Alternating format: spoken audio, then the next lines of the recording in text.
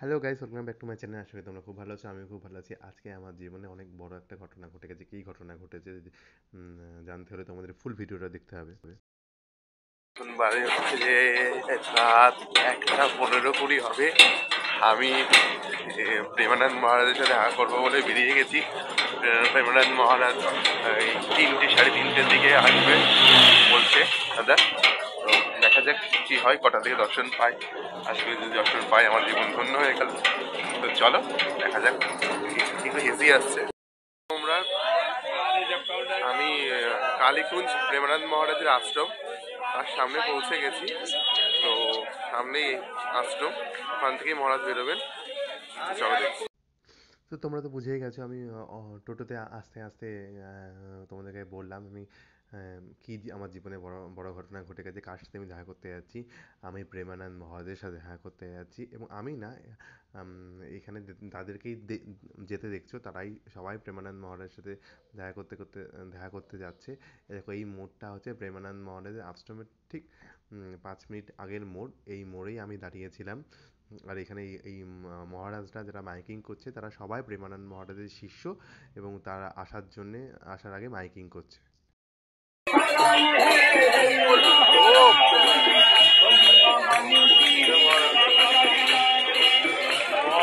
প্রচুর প্রচুর লোক এখানে প্রেমানন্দ মহারাজের জন্য দর্শন করতে দাঁড়িয়ে আছে।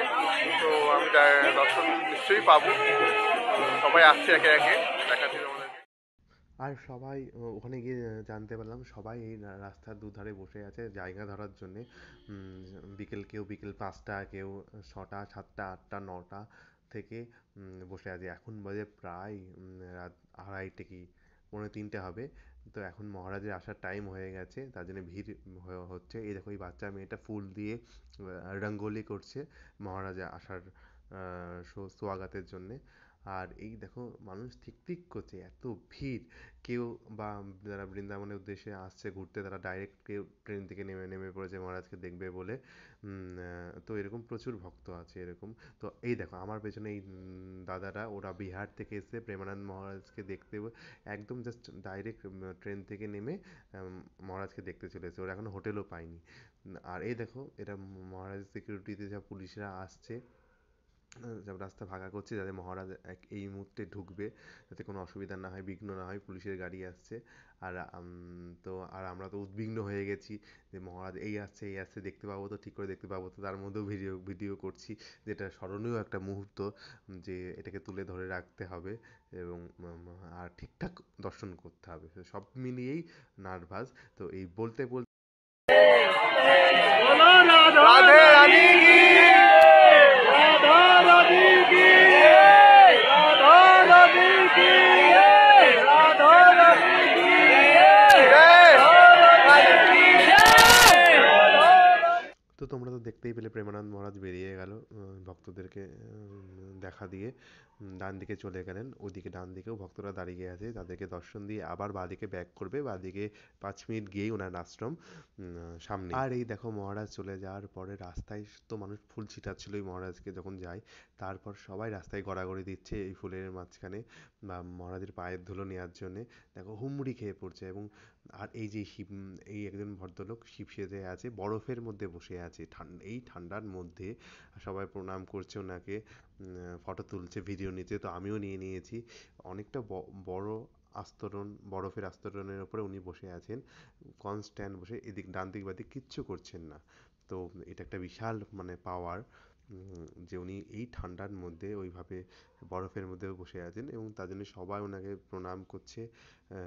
সবাই ওনার ভিডিও নিচ্ছে, ফটো নিচ্ছে, আমিও নিচ্ছি। এই দেখো, তোমরা দেখতেই পাচ্ছ সাদা রঙের বরফের মধ্যে উনি বসে আছেন। তো চলো। আর গুটি গুটি পায়ে আমি সোজা চলে গেলাম প্রেমানন্দ মহারাজের আশ্রমের সামনে। কালীকুঞ্জ বলে আশ্রমটি। আমি না, সবাই যাচ্ছে, সবার পেছন পেছন আমিও যাচ্ছি, যে মহারাজের আশ্রমটা দেখবো। এই দেখো, মহারাজের আশ্রমের গেটের সামনে কি ভিড়! এখানে সবাই লাইন নিয়ে কুপন নিচ্ছে, যে মহারাজের সাথে যে একান্ত দর্শন হয় সেই কুপন দেয়, তার লাইন পড়ে। তো আমরা যেহেতু পরের দিনই ব্যাক করবো, বৃন্দাবন থেকে গোবর্ধনে আসবো, তাই আমি আর টিকিট ফিকিট নিয়ে আর ঝামেলায় গেলাম না।